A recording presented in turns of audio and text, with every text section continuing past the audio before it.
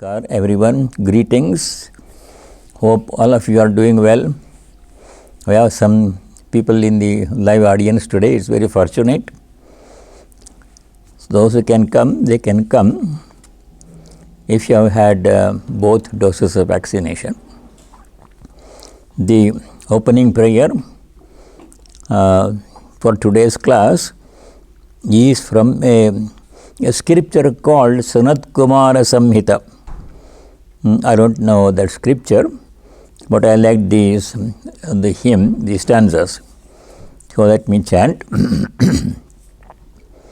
Om Sarvabhutatma Bhutastham Sarvadharam Sanatanam Sarvakaranakaर्तारम् Nidanam Prakrteh Param Niramayam Nirabhasam Niravadyam Niranjanam Nityanandam Nirakaram Advaitam Tamasah Param Parat Param Tattvam Parat Parataram Tattvam Satyanandam Chidatmakam Manasa Shirasa Nityam Pranamami Raghuttamam.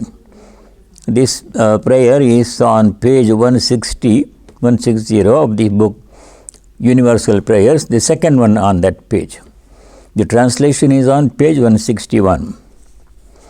O blissful Lord, you are the self of all beings, the support of all, the eternal, the cause of all causes, beyond the bounds of nature. You are pure and self-effulgent, without blemish and without taint. Without blemish, without taint means beyond the three gunas, sattva, rajas and tamas. You are bliss eternal, without form and duality, and beyond all darkness. You are greater than the greatest, truth absolute, the very embodiment of existence, bliss and intelligence. To you I bow down with my whole heart. Om Shanti Shanti Shanti. Om, may there be peace in our hearts. May there be peace and harmony amongst all beings. May there be peace everywhere in nature. Now we continue our study of 10th chapter, the 10th chapter of Bhagavad Gita. We just studied the first 11 verses. This 10th chapter of Gita is called Vibhūti-yoga. Someone asked me this question this morning. What is meant by Vibhūti and what is the importance of this chapter 10? In what way it is significant? The word Vibhūti has several meanings.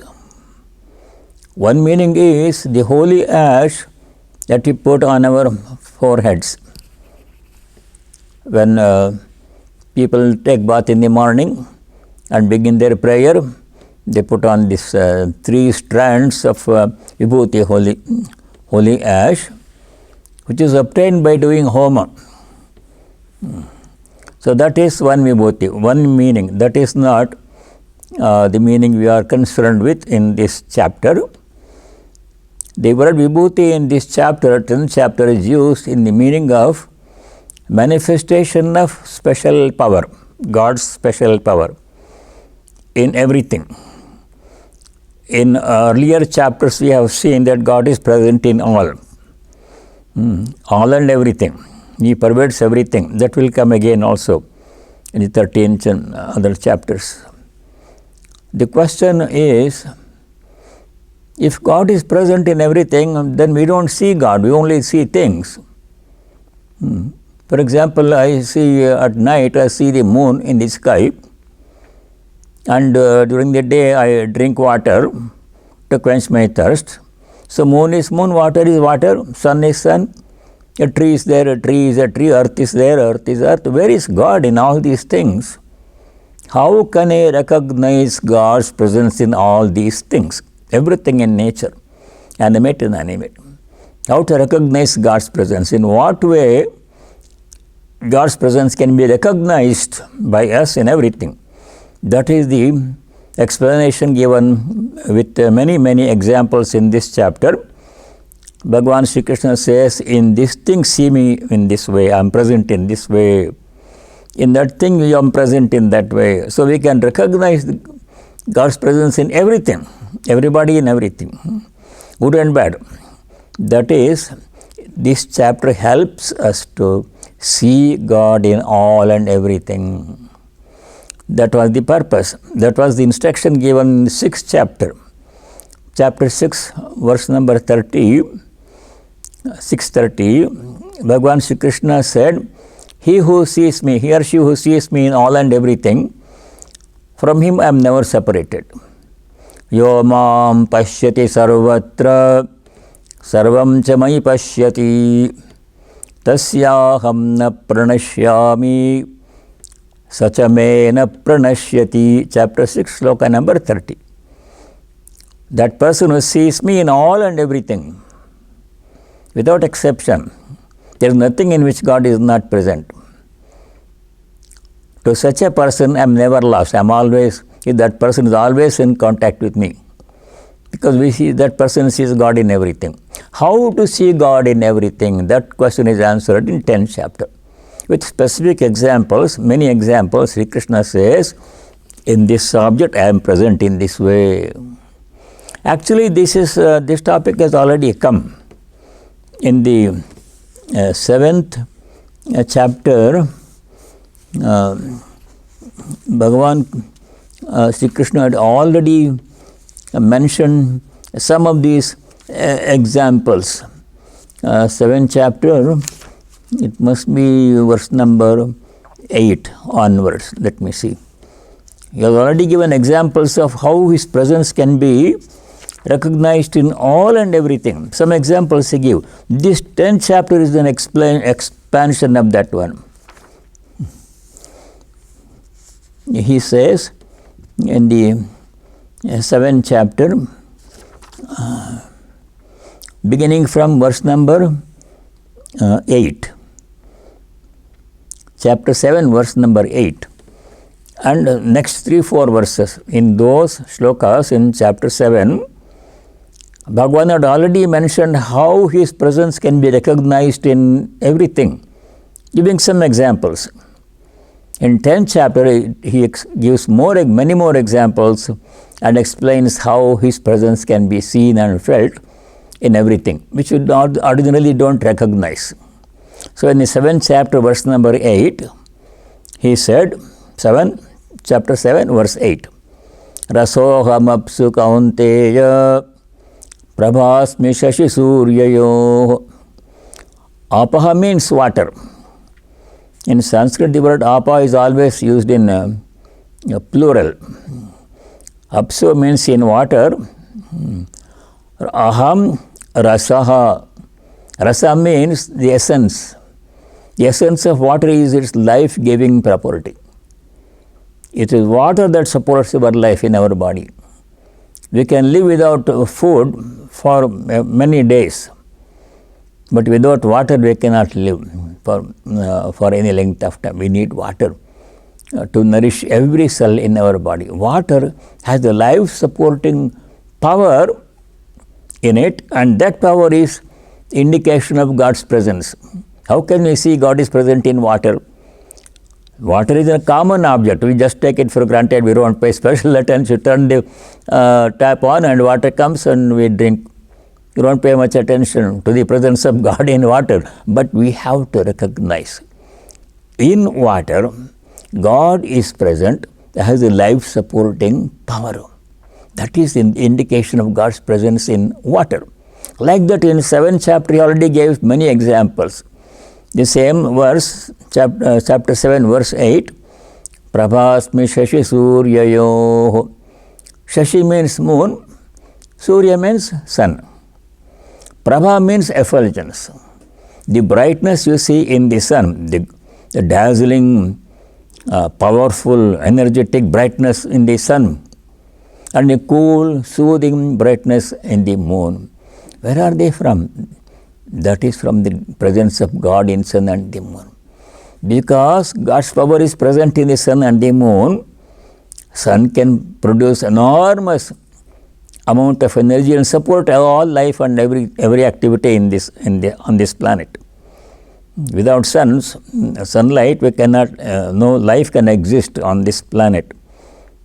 So that is God's presence. He is present in the sun and the moon as the brightness. Prabha means brightness, effulgence. Like this, some more examples he has given in the 7th chapter.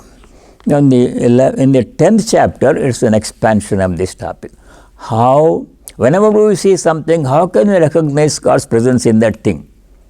Whether it is a person or animal or a plant or an inanimate object or a faraway object like a star, God's present, and how can we recognize God's presence in all these things? Many examples are given, but the whole list cannot be given because we can't list everything in the universe. It will be infinite. Some examples by way of illustration he has given. So that is the main topic of this chapter 10. Let me go to chapter 10. So that begins with Arjuna's question in verse number 12. In the 11th verse, which we studied last time, Bhagavan said, for those devotees who spend their time worshipping Him and chanting His name and glories in many ways, out of compassion. Chapter 10, verse number 11. Teshameva anukampartham. Anukampa means compassion. Out of compassion for those devotees who remain devoted to Him, atmabhavastaha jnanadipena bhāsvata nāshayami tamaha ajnanajam tamaha nāshayami. Ajnanajam tamaha means ignorance, tamas born out of ignorance. Ajnana means ignorance of our true nature. Ignorance of what? Our true nature as divine. Not ignorance of worldly things. Atmajnani is those who have self-knowledge. They are not necessarily, don't have all information about everything in this world. If you ask them about mathematics or astronomy or in computer science, they may not be able to say that one. That is not true knowledge, as we saw earlier. True knowledge is paravidya, knowledge of the self. That knowledge He will grant. That knowledge which remains in us but hidden from us, that ajnana, that ignorance of that our self-awareness, self-identity as Atman will be removed. That ignorance will be removed. How? Jnanadipena bhāsvata, by the light of knowledge. Jnanadipam, light of self-knowledge. Out of compassion, the Lord does that one for devotees. That was verse number 11. Now, the next 7 shlokas, Arjuna asks one question. This is a curious thing in this chapter. In chapter 8, Arjuna asks 7 questions in 2 shlokas. Here he takes 7 shlokas to ask one question. Detailed explanation of his question. So that Arjuna's question begins with verse number 12. Verse number 12 in chapter 10 begins with that verse. Arjuna begins his question, detailed statement of his question. The gist of the question can be explained in one sentence. That sentence is keshu keshu cha bhaveshu chintyosi bhagavan maya. It is the second line of verse 17. We will come to that. That's the only line that contains a real question.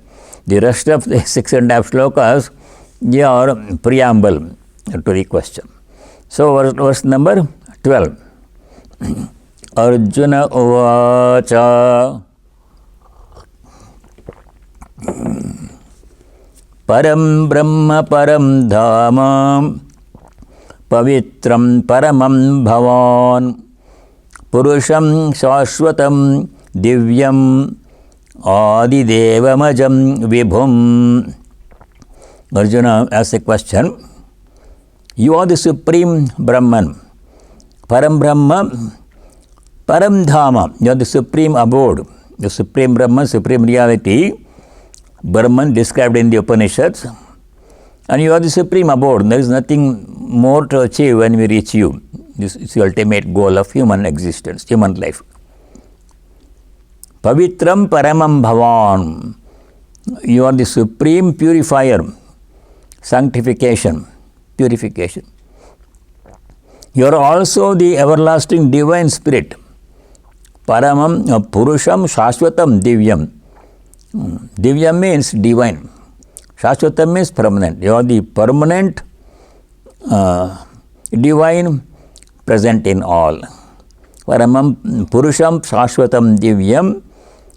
Adidevam, you are the first person or being to be there in creation. Before God, there was no creation. God was there before creation, and that is supreme reality. Everything else came from Him, evolved from Him. Everything is sustained by His power. Everything goes back and merges into Him at the end of their cycle of existence, that we know. But He is the primordial person. You are Adidevam, primordial being. Ajam, without birth. There is no day on which God was born. He has always been present before time came into existence. Time and space were also not there in the beginning. They all came later at the time of creation, and He was there before that one. He is Kalatita, beyond the domain of time and space. So Ajam, this idea has come before in the second chapter. Verse number 20, which is a very important shloka. There Bhagavan already had said the primordial nature of God, Brahman. Primordial means nothing before, existed before, first. What was the explanation in verse number 20 in second chapter? A very important verse. We have to go back to it several times.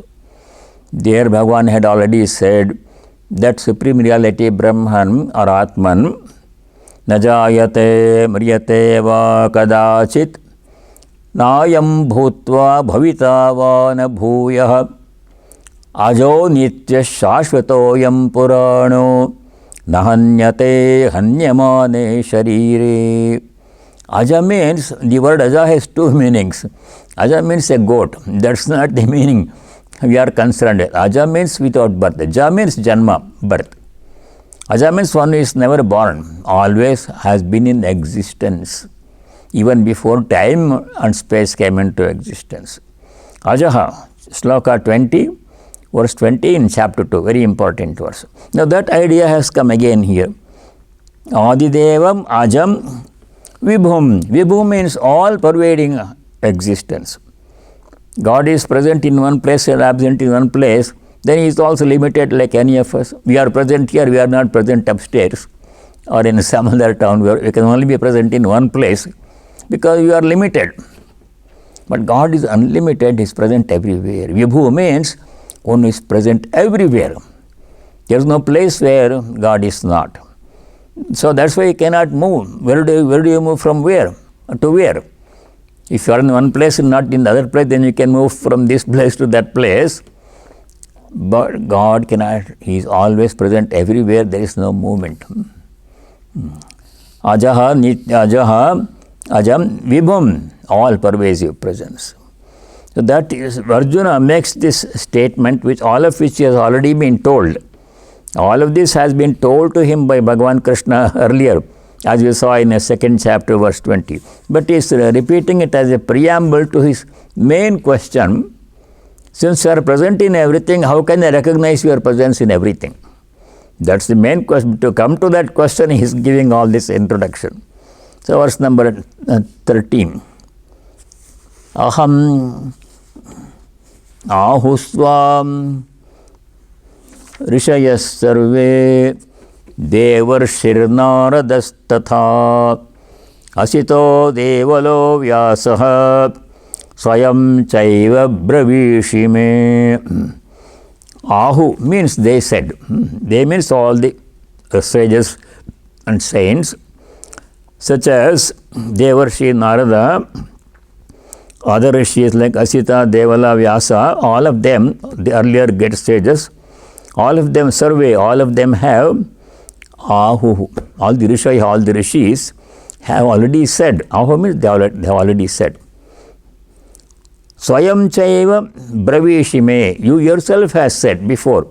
In the earlier chapters, Bhagwan himself has said that he is the primordial being, he was not born, he pervades everything. All those things Bhagwan himself has said, other sages have said.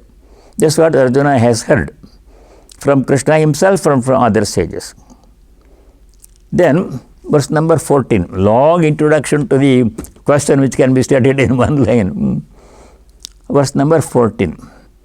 Sarvametad ritam manye yanmam vadasi keshava nahite bhagavan vyaktim vidurdevana dhanava.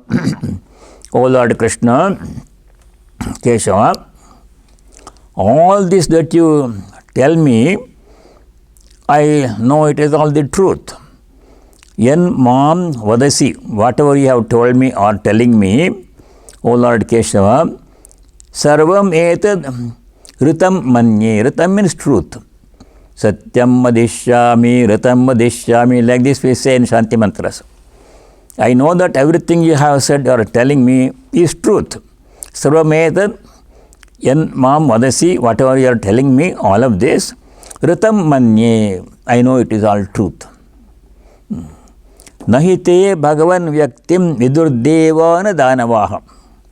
Neither the devas, gods, residing in the various heavens, like Indra and other gods, na dhanavaha, all the demons, like Prahlada's father, Hiranyakashipu, all those people, Ravana, all those people, dhanavaha, demons, te vyaktim na viduhu. They did not know, do not know your personality. Your true nature, even the gods and the demons cannot understand. Verse number 15. Swayameva atmanatmanam vettatvam puruṣottama bhuta bhavana bhutesha deva deva jagatpate. Then if nobody knows God, the nature of God, then who knows? Only God knows His nature. Unless He reveals His nature to us out of compassion, we cannot know. No matter how many books and scriptures we study, no matter how much japa, meditation we do, we can know God only by His grace. He has to bestow His grace upon us. So one devotee asked Sri Sarada Devi, Mother, I am doing all this japa, meditation, everything, but how can I have not seen God? How can I see God? Then Mother replied, you cannot see God by your japa and meditation. It is not something that you can buy for this much amount of effort. You can see God by His grace. Pray for His grace. So that is in verse number 15. Swayameva atmanam vetha. Vetha means you know your own true nature by yourself. Other people cannot understand. Even gods and demons and rishis cannot understand. Vetha tvam puruṣottama. Tvam means you. They cannot understand you, O Lord. Bhuta bhavana. Bhuta bhavana means the cause of all being, the source of all beings. That idea has come before, it will come again. That God being the source of everything has come in the 7th chapter and earlier in the 10th chapter also. It will come later. He is the source of everything. Everything has emanated from God at the time of creation. Everything is sustained by His power. And everything goes back and merges into God at the end of their cycle of existence. So, Bhuta Bhavana, you are the cause, you are the source of everything. Bhutesha, Isha means the Lord. Oh, you are the Lord of all beings. He governs everything in the whole universe. He is the Lord of everything, Lord of all beings. Bhuta Bhavana Bhutesha, Deva Deva, the God of gods. Jagatpate, the Lord of the universe. Pati means the Lord. Pati also means the husband. Jagat Pate, the Lord of the universe, you are the Lord of all beings, you are the source of everything. You are the origin of everything. Only you can know your true nature. Swayameva Atmanam Atmanam Vetha. Only you can know your nature. Other people cannot know your nature unless you reveal your nature to them out of grace, compassion. Then verse number 16. All this is introduction to the question.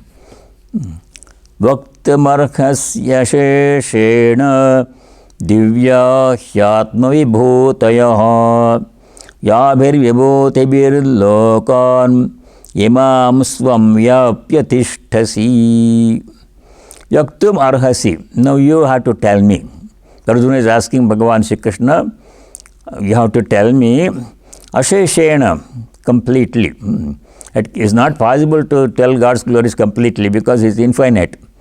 But as much as we can grasp, God can tell. Yaktumarhasi asheshena, completely. Asheshena means nothing remaining. Everything has to be revealed. Divyahi atma vibhūtayaha. Divya means divine. Divine atma vibhūtaya. Atma means one's own, God's own. Vibhūtayaha. Vibhūtaya means plural of vibhūti. Vibhūti, vibhūti, vibhūtayaha. That means all the powers and glories of yourself, O Lord, which can be recognized in all beings, please explain to me. Vaktumarhasi, you have to tell me. Yabhihi vibhūtihi, by which power, by which manifestation of these special powers, yabhir vibhūtibhihi, imam lokan iman tvam yapya paritishta. Iman lokan, all this whole world, not one world.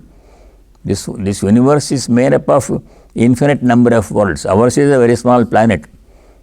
Even in the Milky Way galaxy, of which we are a very small part, very insignificant part. Our own Milky Way galaxy has some more than 200 billion suns like our sun. You can imagine the extent. It is not possible to get a mental picture of that greatness. Like that, many infinite number of galaxies are there. So that is Iman Lokan, all of these worlds, Vyapya, pervading, Tishtasi, how you are present, pervading all the beings in the whole universe, consisting of many, many worlds. We are only familiar with this world where people live, peoples, animals, plants live. But like this, many other worlds are there, even in this galaxy.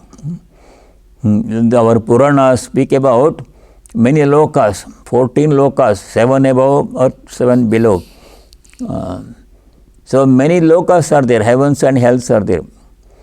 So many lokas, different kinds of beings are there. Pitru loka, where all the departed souls live. Gandharva loka, where the Gandharvas who are adepts in arts, music and dance, such are fine arts, they are adepts, they live in one loka. Like that, many lokas are gods like Indra, they live in another loka. Like that one. Pervading all these worlds, Imam Lokan Vyapya. Vyapya means pervading. How you are present. In what way can I recognize your presence in all and everything, in all this? Yabhi, Vibhūtihi, Lokan, Iman, Tvam, Vyapya, Tishtasi.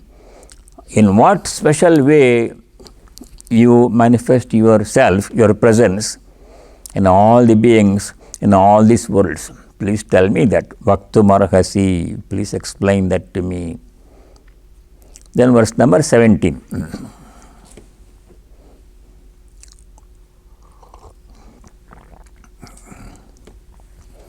Katham vidyamaham yogin tvam sada parisintayan keshu keshu cha bhaveshu Chintyosi bhagavan maya. Finally, the question statement comes in the second line, verse number 17. Katham vidyam aham. How can I know? Tvam. How can I know you? Yogin. Sada parichintayin. O yogi, he addresses Krishna as a yogin. Arjuna addresses Krishna as a yogi. Supreme yogi is Bhagavan himself. Yogin. Katham vidyam aham. How can I know? Sada parichintayan. Ever contemplating on you. Always we have to remain in contact with the divine. That's what we have been studying. Every work we do is worship. Every thought we think must be related to God. Every word we say must be related to God. Every action that we do is related to God. That way we are always in constant, unbroken communion with the divine. So remaining like that, the question is in the second line, verse 17, Keshu keshu cha bhaveshu chintyosi bhagavan maya. Maya means by me. In what particular way? Keshu keshu cha bhaveshu chintyosi. Am I supposed to think about you? Supposing I see an object, this cup of water. How can I see your presence therein? Is water I drink, turn the tap, water comes, I drink. Then where are you? In water. Like that one. Keshu keshu cha bhavesu. In what particular form or manifestation you are present in every object in the universe, as I have been told by the great rishis and by yourself also. That was the question, actual question. Keshu keshu cha bhaveshu chintyosi bhagavan maya. How am I supposed to think about your presence in all the objects in this infinite universe? Then the conclusion of the question, verse number 18. Vistarena atmano yogam vibhūtiṃ ca janardana bhūya kathaya triptirhi sriṇvato nasti me mritam. Arjuna says, no matter how much I listen to the glories, listen to your glories, I am never content. So ordinarily devotees, they sing bhajans and kirtan, or do puja for an hour or so, 2 hours or so, then they go to other activities. That's ordinary devotion. Most people have that one. But real devotion means not being content with just doing a little bit of bhajan, kirtan, etc., but always wanting to stay in touch with the divine. A moment of separation from God should look like a yuga, a long epoch, a long age. That is what the sage, the Chaitanya, Sri Krishna Chaitanya Mahaprabhu, he says in his śāśvataṃ. I have referred to it many times. śāśvataṃ means 8 stanzas. Ashtakam means 8 stanzas. Hymn containing 8 stanzas, describing how to pray to God. And when we pray to God, what we should ask of God. There, a moment of separation, Chaitanya says, looks like a long age, long period of duration. So that is how we feel when somebody very dear to us is away for a short time, and then when you see them, it looks like a long time. Oh, I have not seen you in ages. How long has it been since we last met? Like that we feel. Just what Chaitanya Mahaprabhu says in his famous hymn, śāśvataṃ. Yoga yatam nimeshena chakshusha pravrashayitam shunyayitam jagat sarvam govinda virahena me. Beautiful verse. That's what Arjuna is saying here. I am never content listening to, I can never say I heard enough. God's glories are infinite. Chaitanya Mahaprabhu says, Yugayitam nimeshana. Nimesha means the time it takes to blink once, twinkling of an eye. If I miss God's recollection. If I do not think about God for the duration of the twinkling of an eye, it feels like a long period age has passed. Yoga-itam. Nimeshena. Constantly one should be in touch with God. There is no time when you can say, I have thought about enough God, I have heard enough about God. That time will never come for a devotee. That's what Arjuna is saying in this verse. Chakshusha pravrashayatam. Pravrasha means the monsoon season, where water pours in torrents. Monsoon season in India is different from rain here. When it pours, it really pours. Powerful torrents of rain. Chakshusha pravrashayatam. The tears of separation, pangs of separation, flow from my eyes as if monsoon has started. Tears of the sorrow, the pangs of separation. If I forget God for a moment, twinkling of an eye. Chakshusha pravrashayatam yogayitam nimeshena. Chakshusha pravrashayatam. Like that, separation from God, even for a short time, causes lot of pain to a true devotee of God. That's what Arjuna is saying here. In this verse, Vistarena Atmana Yogam Vibhūtim cha Janardana Bhoya Kathaya. Bhoya means again. Tell me, he has already told in 7th chapter how his presence can be recognized in everything. Rasoham apsa kaunteya. In water, I am the life-sustaining power, like that one. Now he wants more details. So in this chapter, Bhagavan Sri Krishna explains how to recognize his presence in all and everything, everywhere in creation, by giving many more examples. It cannot be completely, his presence cannot be completely listed because it is infinite, but as much as possible. A few instances by way of illustration. Vistarena Atmano Yogam Vibhūtim cha Janardana Bhoya Kathaya. Please explain to me again your Vibhūti means your manifestation, how you are present in everything, all and everything. Srinvataha me Amritam Srinvataha me Nasti Tripti. Tripti means contentment. Listening to your glories, I never find contentment. I want to keep on listening more and more. The more I listen, the more I want to listen. Infinite of the glories. That is the end of Arjuna's question. 7 verses, one simple question. Now begins the main part of this chapter, Bhagavan uvāca. So the Lord explains, giving numerous examples, how a devotee can recognize God's presence in all and everything, no exception. Some examples are given. Swami Brahmarupananda, verse number 19. The Lord said, Hantate kathayishyami divyamādidevamajaṃ pradhānyatah kurushrestha nastyanto vistarasya me. The Lord says, begins his reply to Arjuna's question. Hanta means well. Well, Arjuna, mama atma-vibhūtayah divya kathayishyami. Kathayishyami means I shall explain to you, narrate to you my glories, in what form I manifest in everything, how to recognize my presence in everything.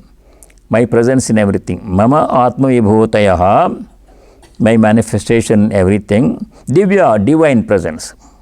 His presence is what makes everything divine. Everything in the whole thing, universe is divine. We are all divine. As Swamiji said in a simple statement, each soul is potentially divine. Everyone, everything is divine. But the divine nature is hidden from you, from most of us, because of our ignorance. That ignorance has to be removed. He is going to remove that ignorance. He will enable us to see his presence in all and everything, in oneself and in everything, living, non-living, good, bad, big, small, in everything. Pradhānyatah, mainly, Some examples. Kurushreshta or Arjuna, best among the Kurus. Mama me vistarasya antaha nasti. Second line. Anta means end. Anta nasti, there is no end to my presence, to the description of my presence in all and everything. Antaha nasti. Vistarasya me. The detailed explanation of my presence in all and everything cannot be exhausted. It is inexhaustible. Because infinite are the things in the universe, creation, infinite is His presence in everything. But by way of example, he will illustrate a few examples. Then verse number 20. This is a very important key verse in this chapter, verse number 20. Ahamatma gudakesha sarvabhutashayasthitaha ahamadischa madhyam cha bhutanam anta eva cha.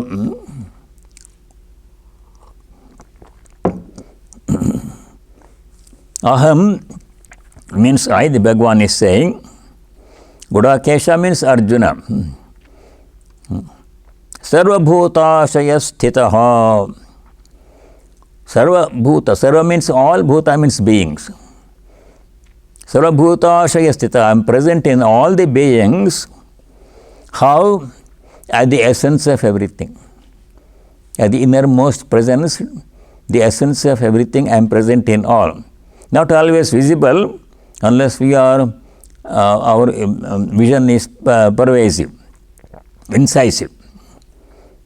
Atma, aham atma, I am the self of everything. Sarvabhutasha, as the presence of, as the self of everything, I am present in everything. Aham adihi, I am the beginning, source, origin of everything. Aham adischa madhyam cha, I am the beginning of everything. Beginning, the middle of everything. Madhyam cha means middle. Middle means supporting power.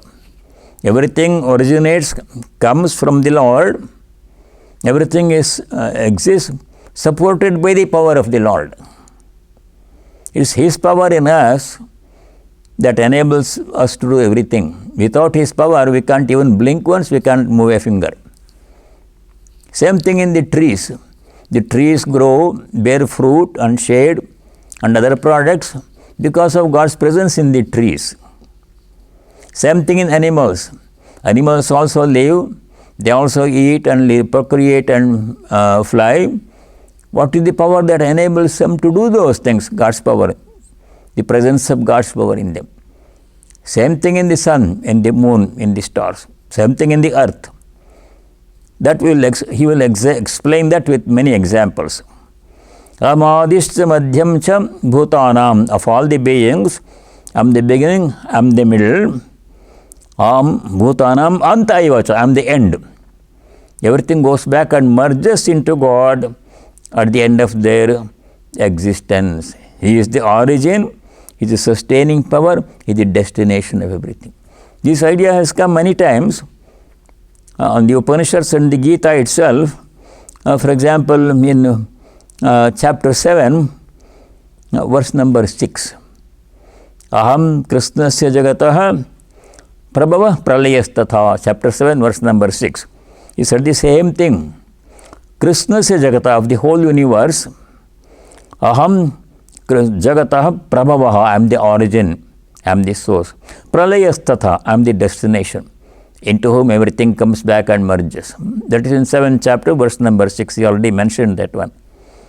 In this chapter 10 also, which we are studying, in an earlier verse, verse number 8, he said the same thing.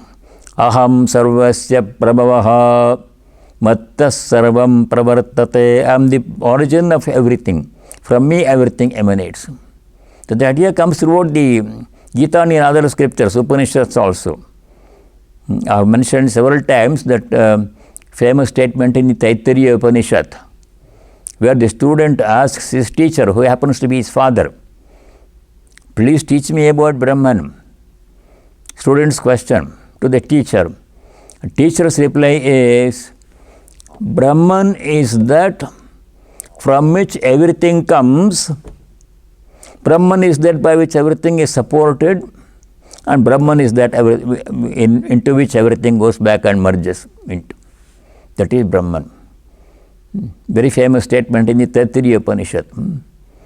Yato va imani bhutani jayante yena jatani jivanti yat prayanti avisammishanti tad brahma tad vijijñāsasva. That from which everything comes, originates, that by which everything is sustained, and that into which everything goes back and merges at the end, that is Brahman. So that is what he is saying in this verse number 20, second line. Ahamadischa madhyam cha bhutanam anta eva cha. Adi means beginning, madhyam means middle, anta means end. I am the beginning, I am the middle, I am the end of everything. I am the alpha and omega of everything. Middle means the sustaining power. Between birth and death, what supports your life? God's power in us. In every being, His power. In some, His power is clearly manifest, visible. In some, it remains hidden. In inert objects, God's presence is there, but it's not very patent. It cannot be seen. Inert objects just stays there, like a rock or a piece of stone. In that also God's presence is there. Because of the inert nature of the object, His presence cannot be clearly seen, not visible clearly. In living beings, in plants it is more clearly visible. In animals, more clearly visible. In human beings, God's presence is fully manifest. In the Gospel of Sri Ramakrishna said, the power of God is fully manifest in the human beings. That's why we worship God in human form. To the maximum extent, God's presence is visible, manifest. He is present in everything, but visible most in human beings, especially among human beings also. God's presence is more clearly visible in saints, jnanis, in devotees whose minds are pure. In wicked people also His presence is there, but His presence is hidden by layers of ignorance in the wicked person. He is there, but not visible. Just like fire is hidden by smoke. Unless there is fire, smoke cannot be there. Fire is there, but it is covered by a huge cloud of smoke, and we are only seeing the smoke. You are not seeing the fire. Like that one. The divine presence even in all the beings, including wicked people and ferocious animals and poisonous beings, His presence is there, but in those beings, His presence remains hidden under layers of ignorance. Animals cannot know their nature. Only people can know. It's only as a human being that we can realize God. An animal cannot realize God. It lives by instinct. It eats when it is hungry, it sleeps when it is tired. Trees and plants cannot realize God. But God is present in them. They cannot express God's presence except through their actions. They produce fruits and leaves and trees and shade and everything. That's the indication of God's presence in plants. But in human beings, divine presence is present to the fullest, maximum, most visible extent, fullest extent. That's what he is going to explain in the subsequent verses. Ahamadischa madhyam cha bhutanam anta eva cha. Verse number 20. Now we go to verse number 21. Lot of examples he gives. The examples begin here with verse number 21. Specific things in which we can see God's presence. How to see? That is going to explain. Verse number 21. Adityanam aham Vishnuhu Jyotisham Raviram Shuman Marichir marutāmasmi nakshatrānamaham shashi. Aditya means the sun. Adityanamaham Vishnu. Among the Adityas, I am Vishnu. Adityas are Dvadash Aditya, 12 Adityas are 12 aspects of class of beings called Adityas. 12 beings are there. Sun is one among them. The sun which we see is one among them, of the 12 Adityas. Among all the 12 Adityas, I am Vishnu. One of them is known as Vishnu. Most powerful and most influential. Adityanam aham Vishnu Jyotisham Raviram Shuman. Of luminaries, luminous objects that we see in the sky, the sun is the most luminous. Most luminous object in the sky is the sun, that we know from experience. From where does sun's luminosity, power come? Sun produces enormous amount of energy, heat and light and other forms of energy, supporting life and everything on this planet. From where does sun get that power? By the presence of God. It's the presence of God in the sun that makes the sun able to produce and sustain life, produce enormous energy and sustain life and everything on this planet.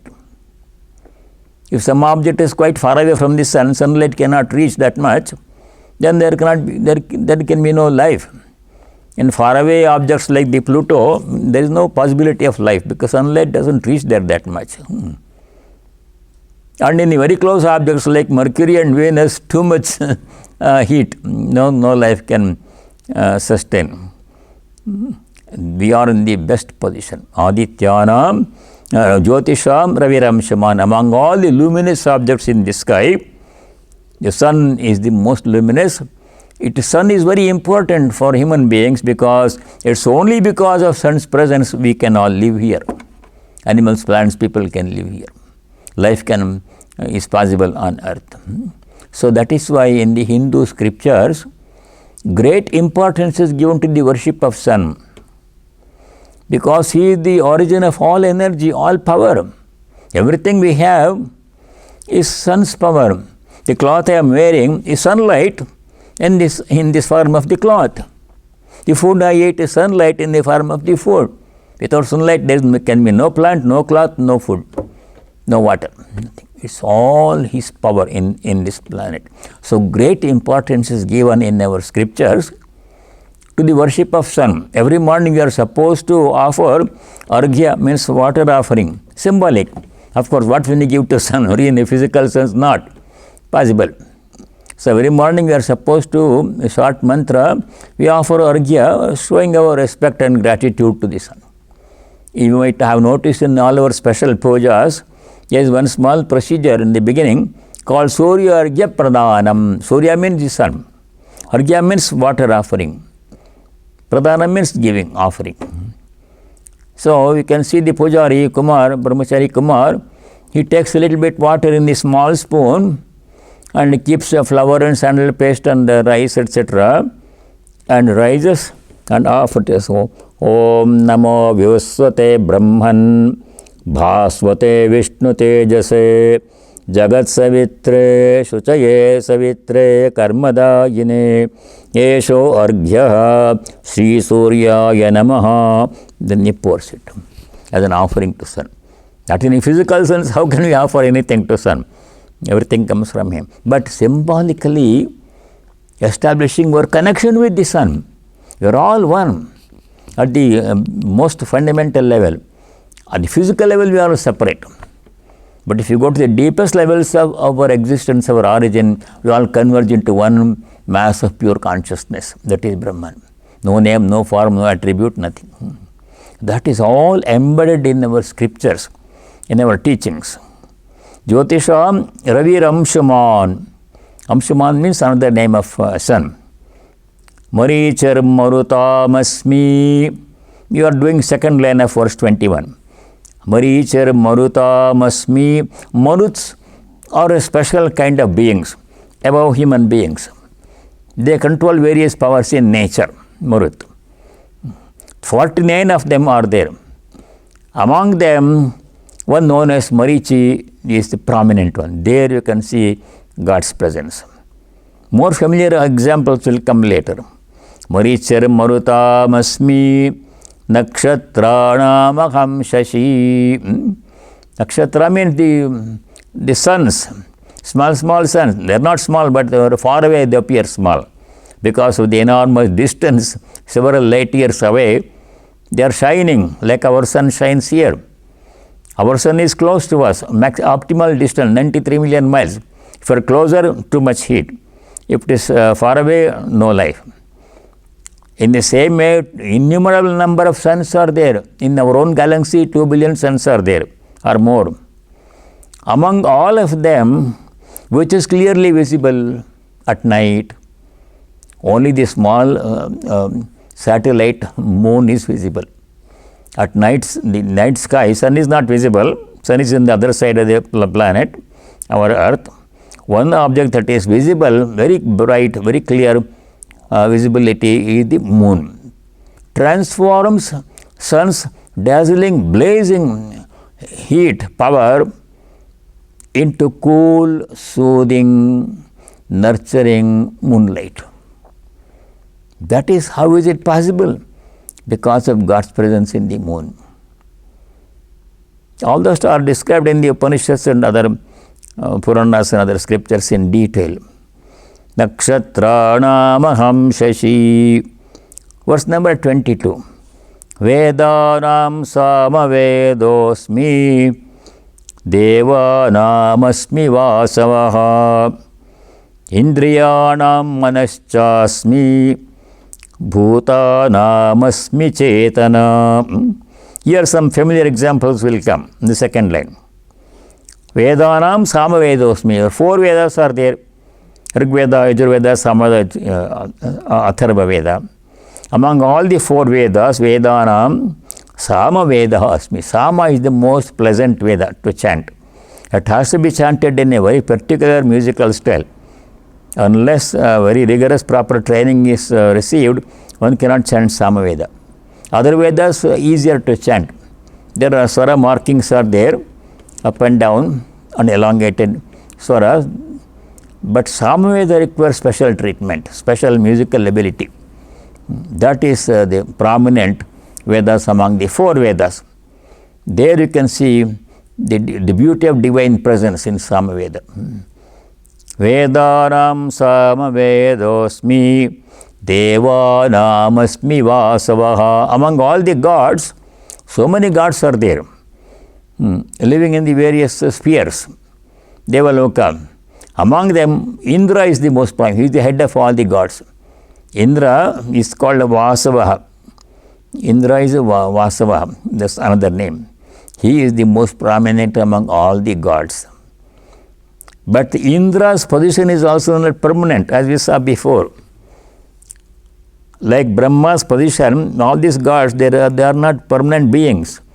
They are there enjoying their power position for some time, and then they will have to relinquish their position and go to Brahmaloka. And eventually they will be liberated, achieve liberation. But for some time they enjoy the power of being a god. Like Indra, like that Indra. He is also very jealous and afraid of losing his power. You can see so many times when great rishis like Vishwamitra, they do intense austerity, Indra becomes jealous. Oh, he will think that if he also becomes Indra, more powerful than me, then I will be in trouble. So he creates a lot of obstructions that from the Puranic stories. So he is also a being, but most powerful being among all the beings. In Devanamasmi Vasavaha Indriyanam Manaschasmi. This is easy. Indriya means sense organs. How many? We have 10 sense organs. 5 of perception, Gyanendriya, and 5 of action, motor organs, through which we perform action. Among all the Indriyas, mind is the most powerful Indriya. 11th organ is mind, Manaha. Indriyanam Manaha cha asmi. I am the mind among all the Indriyas. The mind controls the remaining 10 sense organs. For the eye to see something, mind has to tell the eye to see this thing. For the ear to hear something, mind has to tell the ear to hear this thing. The mind is the superior sense organ that controls the remaining 10 sense organs. Among all the sense organs, Indriyanam Manaschasmi, I am the mind. There you can see God's power more clearly manifest in the other sense than in the other sense organs. Most powerful sense organ is the mind. That power comes from the presence of God. God is present in everybody's mind. Most are not aware, some are aware. Then 22nd verse, Bhūtānamasmi cetana. Cetana means intelligence, buddhi, ability to discriminate between right and wrong, good and bad. That discriminating ability, faculty of the mind is called buddhi. And there you can see God's presence very clearly. The hand cannot discriminate whether it is good or bad to touch this one. Unless buddhi said, don't touch, it is too hot. It's the buddhi that tells the hand, this is good, this is bad, don't touch this, touch this. It's the discriminating faculty, buddhi, of the mind, that is the indication of God's presence in the mind. That God's presence can be some very dim in tamasic people. They cannot think clearly, they cannot tell right from wrong. That discriminating faculty can be very sharp in sattvic people. They know exactly what is right, what is wrong. And rajasic are in between. There you can see God's presence. Bhūtānamasmi cetana. Among all the beings, in all the beings, I am the intelligence. That is the most powerful part of the mind, is the intelligence, buddhi. We will do one more verse and stop there. Verse number 23.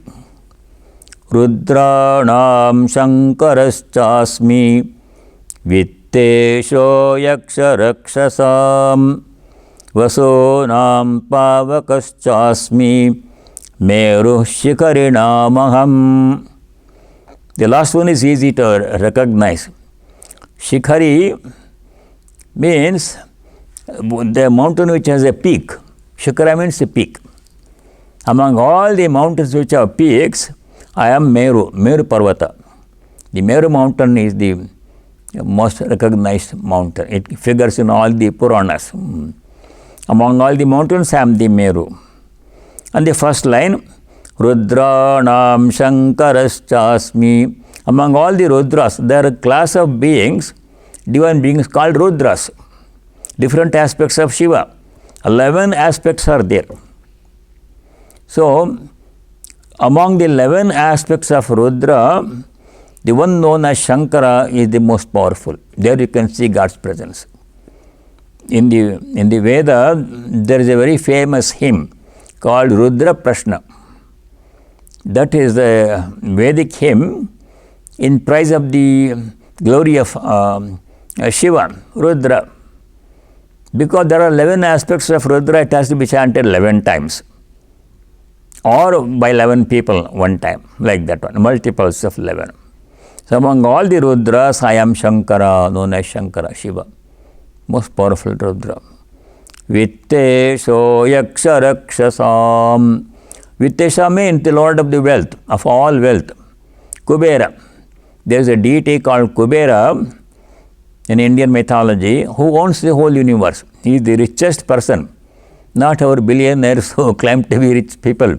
There is one being called Kubera who owns the whole world's wealth. He is the most prominent among all the beings called Yakshas and demons, Rakshasas. Kubera. There we can see, in his personality we can see God's presence. Clearly present. He owns everything. Other beings own small portions. Vasonam Pavakaschasmi.